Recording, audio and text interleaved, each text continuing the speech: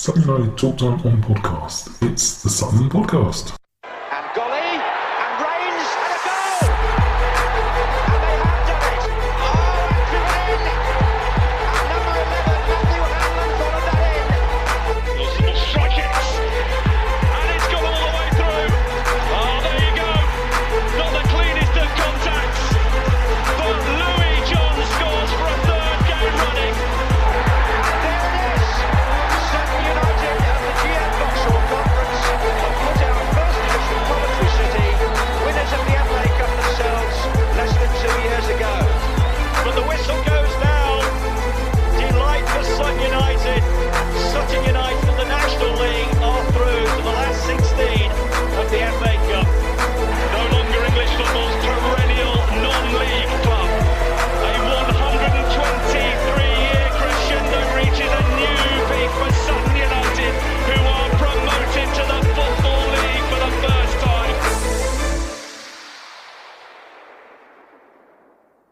Hello and welcome to another episode of Sutton United Talk Time on podcast. This is the midweek treat extra because it's the second one this week. Joining me today is Catherine Chambers. Hello, Catherine. How are you? I'm all right. How are you? I'm stressing now. I was all right 5 minutes ago. I know. You were fine in the moment ago, and all of a sudden it went quiet on me. We could chat backstage, but never mind. I'm going to ask you just to give us a little bit of your job title, because I get these things wrong. Dave Fairbrother told me off very much when I got his job wrong a couple of years ago. So tell us your job title and what it is you do at the club. So I am one of the first team sports therapists at the club. And basically I look after the first team, do all their pre-post work. I do the first aid. Oh God, I do loads of things. I go from doing all like the pre and post massage and rehab with the guys to ordering their dinner at the end of the day. So yeah, it's quite varied what I do. So you kind of say that, and I know most people associated with the club are quite self-effacing and I just did it. But that's important stuff. That's not just I do bits and pieces. That yourself and Bobby are. I mean, have you been together for how long at the club? Not together. Sorry, I'm not going to start any rumours like that. You've been working at the club together. Good question. I think it's 12 years next season, I think. So I've been with him 11 seasons. And then now we've got Ben, and he's in his second season. So there's 3 of us now, not just 2. So, yeah. Get him in there because he needs a shout out. So I don't know if you heard it. There's one thing I tried to get you on a couple of weeks ago when we were doing a little bit about the Her game too as well. Yes, And just timings didn't work for us. Yeah, unfortunately, sorry. No, that's fine. But it lets me do this wonderful joke. I mean, I'm going to say wonderful, and we all know it's not. So quite literally, you are only watching football for the men's bodies. Yeah. Yeah, that is. Yeah. That's a little, let's just be very blunt about what it is. that is almost one of the only times I'm ever going to get to say that and not get a smack in the mouth. Yeah. Because it is your job description. Yeah, pretty much. I get asked all the time. They go, "I envy your job." I'm like, "Why?" They go, "You massage men for a living." I'm like, "It's a little bit more harder than it actually seems." Yeah. And also, the smell of deep heat must never leave your nose. To be honest, it does permeate, but I actually like the smell. That's as well, really. I used to never walk in the Sunday league. I used to just stay outside the changing room. So I'm like, no, there's no, I can't take it. I really can't. Well, I've had years of experience of it. But when I was a teenager, I used to box. So so one of the things we used to do is we used to cover ourselves in deep heat because we always ate. So it's come from the kids, from being a kid. I didn't know. My cousin, my goddaughter cousin, she used to box in Ireland. Oh really? She was one of the regional champions a couple of years back. Oh okay. So very Yeah. strange, very, very strange. Again, another pretty girly, and next thing you you're like, don't do that. But yeah, Yeah. I think No, that I done it when I was 18, because I my dad got me into it, and I was at Croydon Amateur Boxing years and years ago, and then I did my assistance coaches course. So I'd done it for probably about 12 years. So from like 11 years of age, just doing it because your dad wants to get you in the gym because you're kind of unconfident and there's a little bit of bullying going on, and then all of a sudden you get the like the bug for it. And then the next thing you know, you're 18 and you're going for your assistant coaches award with Terry Edwards, who was the GB coach at the time. And and then I was one of the first assistant coaches in the country. So yeah, it was just like, yeah. Wow, that's excellent. Yeah. That's pretty good. So what caused the switch then to? Oh well, I've always loved football. So again, my dad, a big dad influence on me.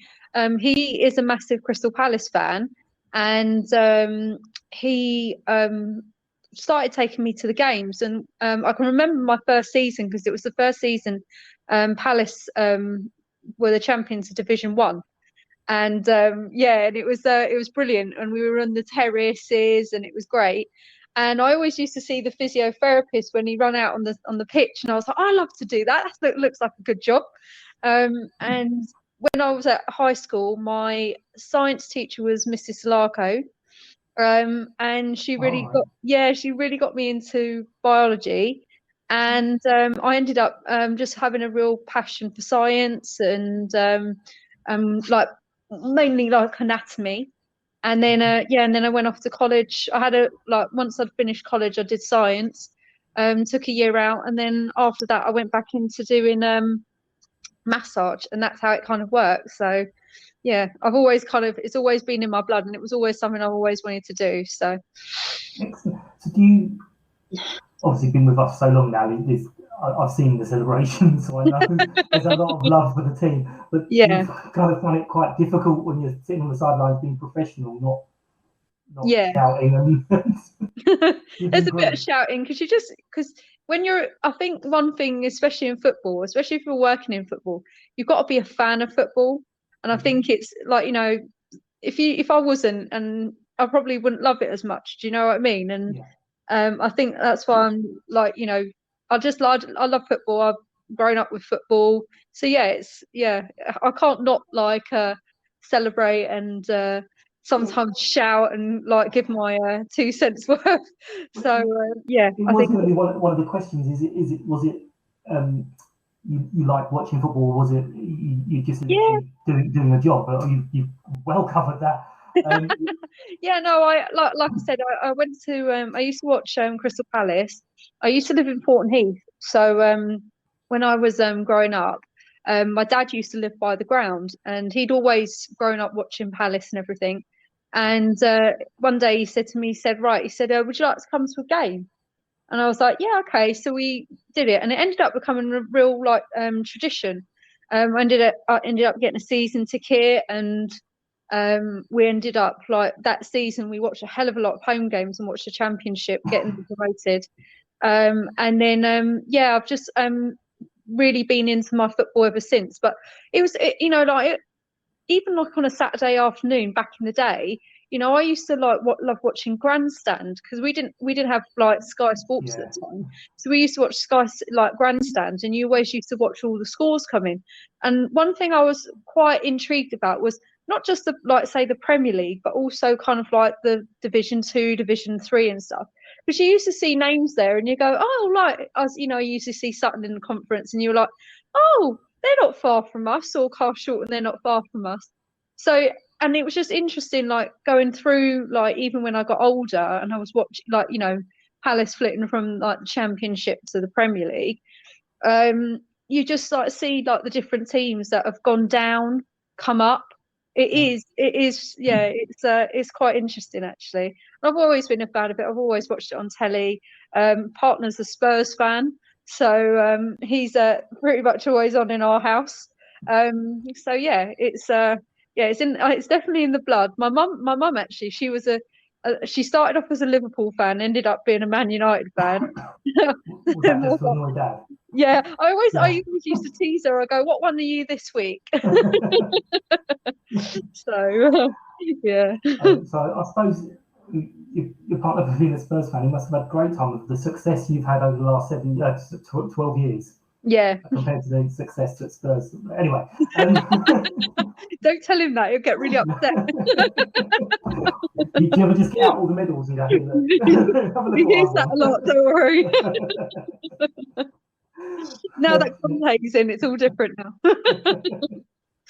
So, yeah, you mentioned the massage, and I do remember a couple of years ago, at one of the end of the season of awards, it was the Gandemonium guys wetting themselves laughing because you and Bobby came out to collect an award and Bobby was roundly booed.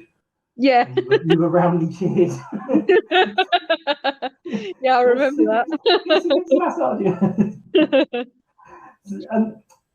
Right, one of the questions, obviously without naming names, please.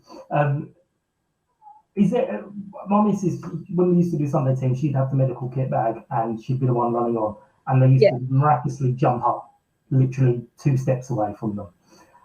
So she was furious that we spent money on medical stuff, but with the bag could have been empty because we never used it. But is there any of the players that kind of, again, not current crop, it's just do you ever sort of see when someone goes down and think, oh, you know what, he's going to be fine? I don't want to run over there. There's a few. You kind of are like, without naming names, you probably know who he is. You see him go down and you think, oh God, get up. And then there's some that you can see go down, and sometimes you're thinking, oh God, like, why is he down? Oh, that's not good. That's not good. Well, on that one, I will name a name. So when we were in Newport, was it? Ben went down. Yeah. And it was like almost broke the record. I think you guys getting over there. So certain players, you kind of like, whoa. Yeah. Especially if the Ben you're talking about was the only centre back. Everyone's gone. We had done though. It was fine. that was just after Kenny went down, and I was just like, oh no, don't.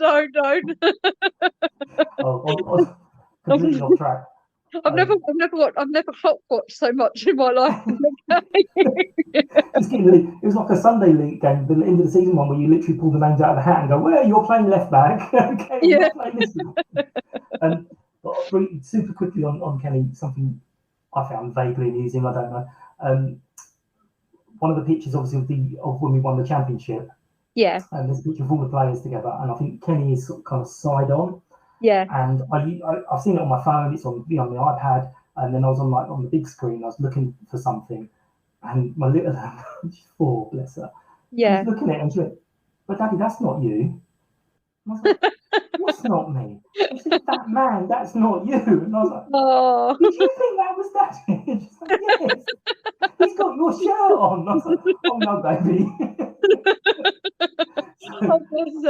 Bless her. Broke a little girl's heart, but never mind. I'm sure I'll do it far more often. The problem is there's a fair few, without being rude, there's a fair few bald men hanging around Sutton United. I think that's the problem. We know. It's a choice. Yeah. I keep telling myself it's a choice. So what is a typical week for you guys? Typical week. So training is, say for example, if we don't have a Tuesday game, we tend to train 4 days a week, 4 mornings. Usually we'll start off with the morning breakfast and treatment, and if anyone's injured, obviously we set up their plan for the day. Then they go out, do their training. Sometimes with me and Ben, we don't always supervise that, because if we've got injuries, we're off to the gym, and then come back, lunch, and then we go home. We like to keep it quite compact in the morning, trying to fit everything in, and Gaffer's very regimented, so he likes things done at certain times, finishing at certain times. But it's all good because everyone's kind of like, like everyone's around each other. And there's a really good atmosphere all the time that, when they're there at training. I always say to Ben, because like sometimes if we've had an injury and we're like, oh God, like what is it this week? I always say, well, the start of the week doesn't always end up the end of the week. So it could be really varied. And say, for example, if there's a game on Tuesday, we do training session on the day before a game. And again, it's kept real the same. Again, he likes to keep it very relaxed as well. And yeah, it's just, we just normally just mornings, there's lots of massage, a hell of a lot of massage. But they want to keep themselves fit and they want to keep themselves good. Recovery is very important to them as well, especially if we've had an away game and it's like, so say for like Newport, we got back on, I think it was like 2 a.m. No one can sleep. So we made sure that we had a day off and then we kind of resumed like Friday, Thursday, Friday. So it's it just depends what Gaffer wants and also like where we are, because we could be like, it hasn't happened yet, but we could have a Crawley on a Tuesday night and it'd be no different to say if it's away compared to if it was a home game. But if it's an away game, it'd probably just be tweaked a little bit slightly. And I've said this loads of times with basically no data to back it up, so I'm hoping you say I'm right. The magic pitch that we had for all those years, which everyone hated because it caused so many injuries to players. Yeah. I don't remember us having significant bouts of injuries. No, we didn't. All those years. And we've gone to the grass pitch. Not all caused by the pitch, and I know that, but suddenly we've just got loads of injuries. Is it kind of the worst? I don't mean that horribly, but the worst you can remember for injuries, for little knocks and. Yeah, so when we had the 3G pitch, when we first ever got it, and every start of the season, it was almost like everyone was trying to adjust themselves to training on it. So you always tend to find at the start of the season, it was always niggles and getting, kind of like breaking it in. And then after that, you kind of were a lot better. Since we've had the grass pitch, there has been more injuries. It's not because the pitch has been, because the new pitch is on. It's usually because now we're training on grass. And with the weather that it's been currently and how we've had to train, you're not always going to get like most fantastic pitches. And you're not going to always get like, an all-weather surround. So that's highlighted a little bit. But the other thing is fatigue. We've, in October to say the end of Bradford, we had a hell of a lot of games, and a hell of a lot of travel. And that I'd say could be counted for it as well, because, 1 minute you're playing, say, for example, like when we played Swindon, and then the next thing we're off like on the Friday off to Rochdale, and then you come back and then you got another game, and it was just very full on. And I think like trying to fit all those games in, train, travel, and we had a couple of hiccups with travel, it kind of got on top of everything. And now that we've kind of had this little bit of a break and COVID and everything, it's given us a little bit of a chance to kind of recoup a little bit. So it's we're starting to find our feet again now. But then we'll go into, because of COVID and like some Colchester's game off, Bristol's game off, we'll go into again of a long stretch of like Tuesday, Saturdays, and so then only time will tell what's going to happen then, really. So that's what I was just thinking is, I know Bruce doesn't think it's a small squad, but Matt would say it's a small squad. Most people would say it's a small squad, but that small squad is going to get stretched at the end of the season again. You go from having a lot of choice, and then something happens, and then not a lot of choice. Yeah, and that can be the factor in any like in that environment, really. Yeah, I mean he's done brilliantly in loads and loads of things, but having those players that can playing positions, and B just goes, yeah, all right, I'll give it a go. Go on. I played centre back for the under 10s. How hard can it be? But you mentioned COVID. How has it changed what you guys do? Is it changed dramatically, or? It hasn't changed it dramatically. I mean, one thing I'd probably say is it does cause a bit of upheaval, especially if you've got players who are tested positive.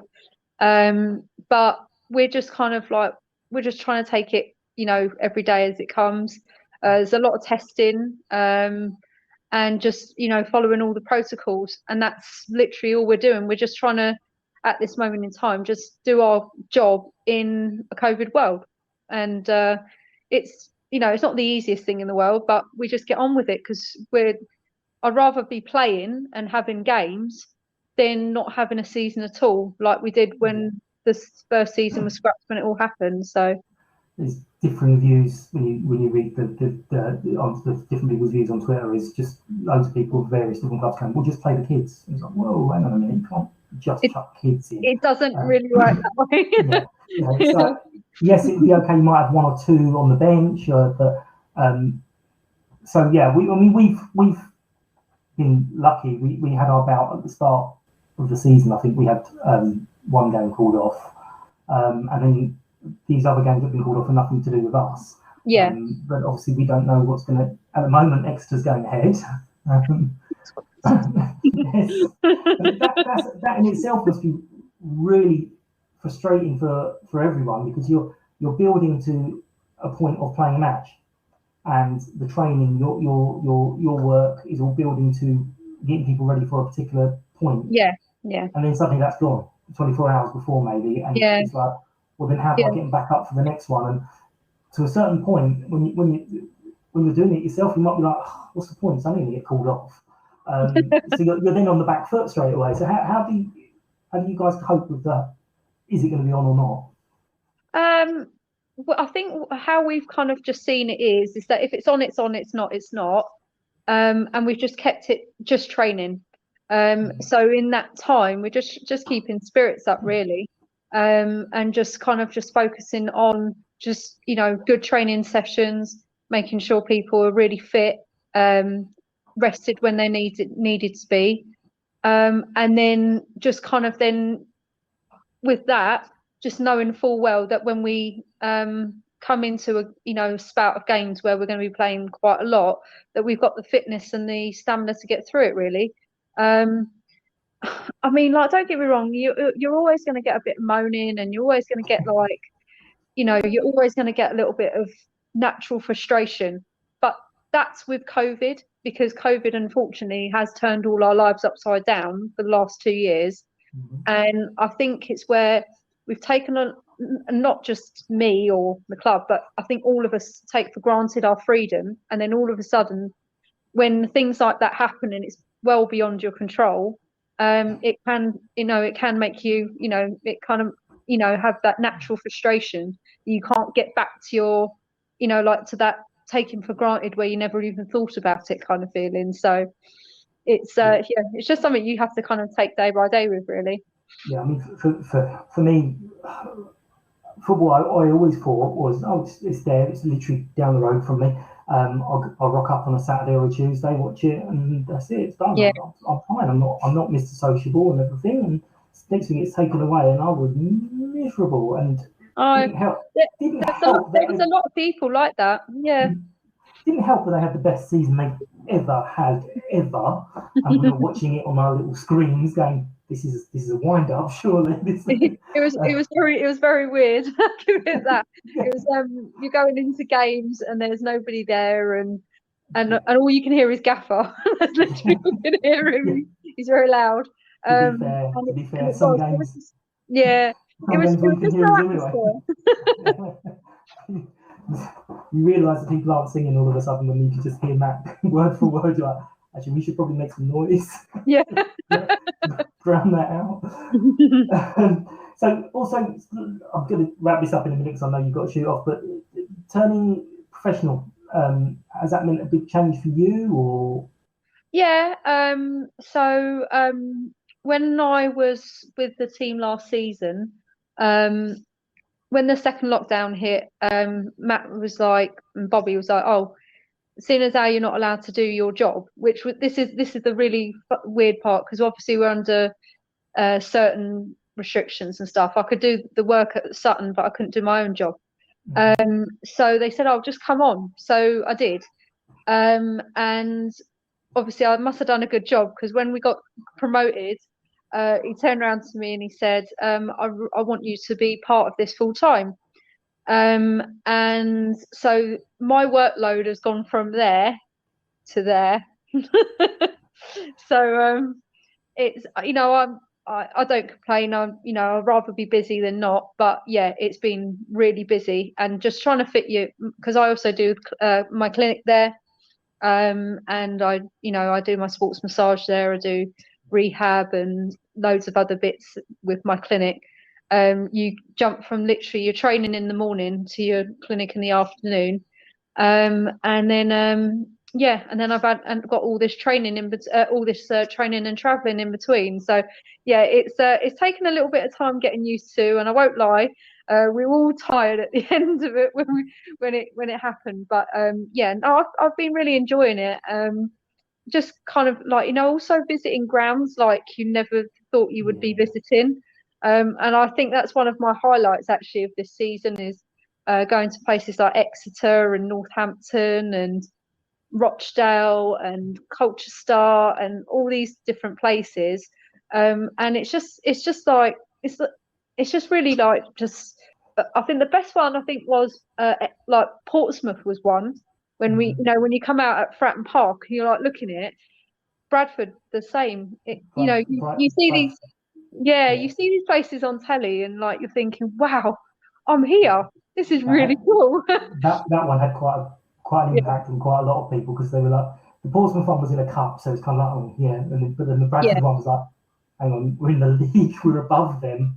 What the hell's going on? I know. It's a little bit of a shock. One thing it does is it really kind of pinches, like brings home like how well we done last season to get there, and now we're mixing in with the big boys. It's just weird, because like we've worked so hard to get there, we deserve to be there, and then we're there. And and it's just another like great memory to add to the others that we have already. So yeah, I'll take that any day over like all the tiredness and the travel. Yeah. And stuff. Again, the tiredness will pass at some point. I know you don't believe it sometimes. It takes a season at least to get used to it. Yeah. So when you haven't done it before, or you have a bit of a break, it does take like a little bit of time to adjust to it all.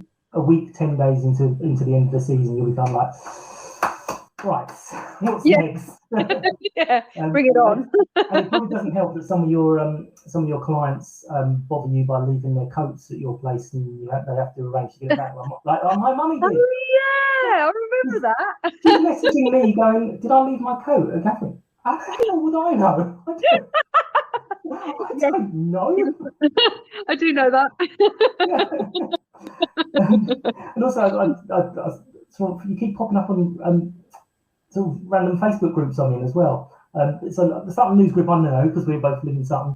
Yes, we're in the Sutton News group. Yeah. You're on that the Conqueror community. Yes, I'm on the Conqueror challenges as well. Are you on that? Yeah. I suddenly saw the name up, and I was like, oh, look, it's the same as. Oh, my name's Catherine. Yeah, I'll tell you how that happened. We were when we were in the lockdown. My boyfriend got me the Joe Wicks book, and in it was talking about mental health, about putting your exercise for your mental health.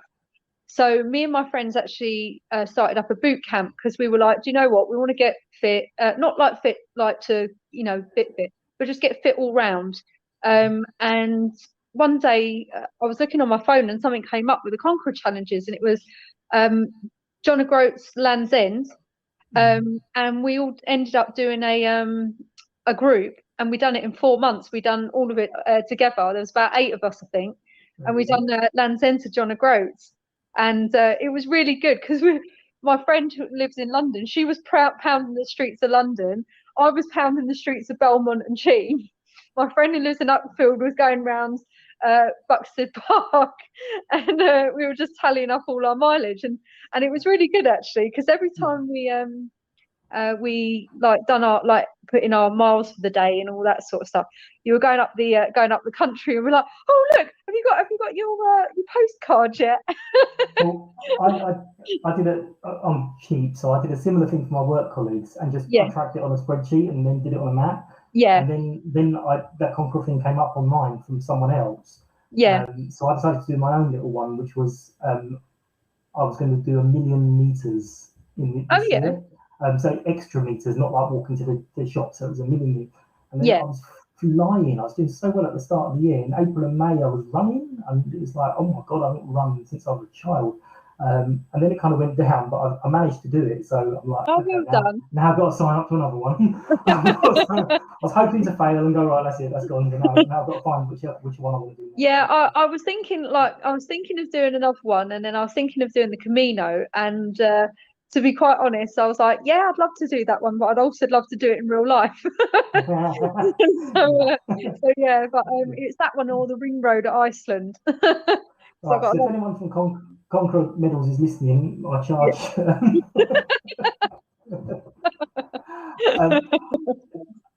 I know you were a little bit nervous because you haven't done a podcast. Probably been brilliant. So thank you very, very much. No problem. I'm going to let you go on because I've held you a little bit longer than I said I would. I do apologise. That's fine. No, thank you for being nice to me. I'm always going to be nice. You've got a whole bunch of 6 foot something people to look after you. So. Don't worry, they won't be knocking down your door. Exactly. So hopefully we'll get to see you on Saturday. Yeah, fingers crossed. And yeah, it'll be good. But you mentioned you're a football fan, you're a Sutton fan, and I'm going to put you on the spot. Give me a prediction.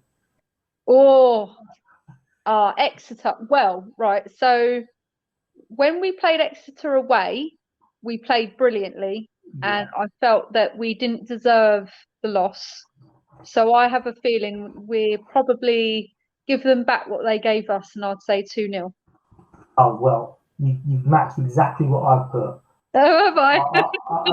I've got this really, really exciting, wonderful system where I holiday mode Football Manager, and it came up with 2-0 to Sutton. So I'll do that. So hopefully it's got money on 2-0. Yeah. I'll keep my fingers crossed. If I get that right, I'm going to be very smug. Right, take care of yourself. Thank you for doing the interview. It's lovely, and hopefully I'll get you on again another time. Thank you for having me. No problem. Take care. Thank you. Bye. And anyone who wants to follow on the socials, it's at Sutton Podcast on Twitter, Facebook, Instagram, and TikTok, which is I don't use. And obviously, if you want to chuck in any comments, I do love reading them. Thank you very much. Apologies all for the sound issues. Thankfully, it has only affected my voice, so you got to hear Catherine properly, which is probably the best of the situation. Hope everyone has a wonderful new year, and 2022 brings us lots of joy, both as a football club and to you personally as well. Take care. Thank you for listening. Bye-bye. United!